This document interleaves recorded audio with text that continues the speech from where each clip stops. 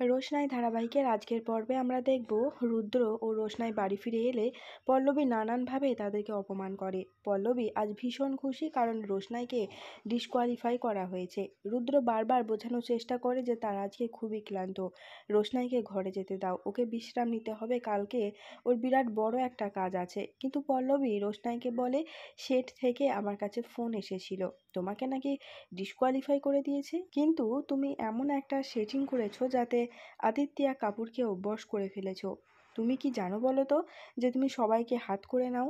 এদিকে দেখা যায় চ্যাটার্জি বাড়িতে মিনিকে নিয়ে সবাই খুবই চিন্তিত। মিনির বাবা মা কান্নাকাটি করছে।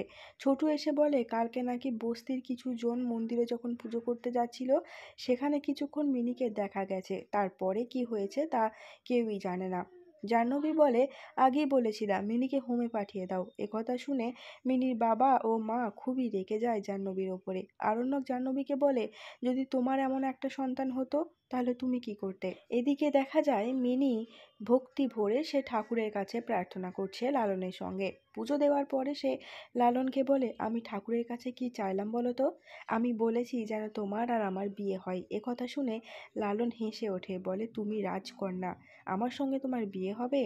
রোশনাই এখানে কাতর সুরে পল্লবীকে বলে হ্যাঁ, আমাকে কম্পিটিশন থেকে বের করে দিয়েছে আর আমি খুব শীঘ্রই আপনার বাড়ি থেকেও চলে যাব। পল্লবী বলে সেটা তো আমি একদমই চাই না, আমি তো তোমাকে অফার দিয়েছি তুমি আমার বাড়িতে সমস্ত কাজ করবে, তাহলে আমি একটু রেস্ট নেওয়ার সুযোগ পাবো। চিন্তা নেই, প্রয়োজন হলে তোমার মাইনে আমি কিছুটা বাড়িয়েই দেব।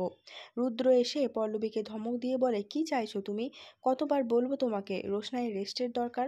পল্লবী বলে তুমি প্রত্যেকবার এক একটা অপয়াকে ধরে বাড়িতে নিয়ে আসো আর তারা ঠিক ট্রফি নিয়ে চলেও যায়, এই প্রথমবার কেউ একজন হেরেছে, এটাই আমি ভীষণ খুশি। আগামী পর্বে দেখা যায় মিনিকে নিয়ে যাওয়ার জন্য লালনকে বাড়ির সকলে বকাবকি করছে। আরণ্যকের বাবা বলে তুমি কি জানো এটার জন্য তোমার জেল পর্যন্ত হতে পারে।